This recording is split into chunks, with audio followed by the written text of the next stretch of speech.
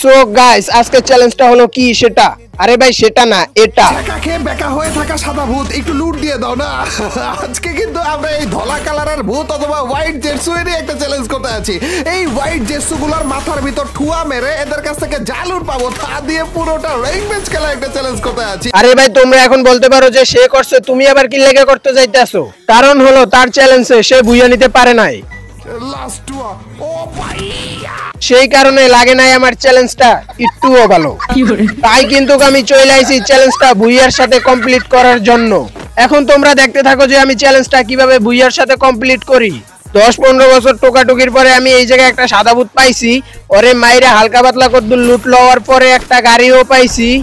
এখন এই গাড়িটাকে দিয়ে আমার টোকাইতে হইব আরো কতগুলা সাদা ভূত, কারণ আমি একটা ভূতের লুট দিয়ে পারবো না কোনো এনিমি মারতে। তাই কিন্তু আমার লাগবে 4-5টা সাদা ভূত, এগুলা থেকে আমি পামু অনেকগুলা লুট, তারপরেই মারমু এনিমি করে। তার জন্যই কিন্তু আমি আইয়া পড়ছি কোলক টাওয়ারে। কোলক টাওয়ারের উপরে আছে আরেকটা ভূত, ওরে মাইরা লমু আমি ওর কাছ দিয়ে আরো অনেকগুলা লুট। ওর কাছ থেকে লুট করা শেষ হইলে আমি গাড়ি লইয়া যাবো আরেক জায়গায় লুট করতে। তারপরে দেখি এদিকে আছে অনেকগুলো এনিমি, পলাইয়া যাইতে যাইয়াই দেখি আমারে মারে। এত সোজা নাকি বেটা? আমি এ শুইয়া তো বেটা, আর একটু সময় বুইয়া আর লওয়া হলো না, চ্যালেঞ্জটাও আর কমপ্লিট করা আমার হলো না।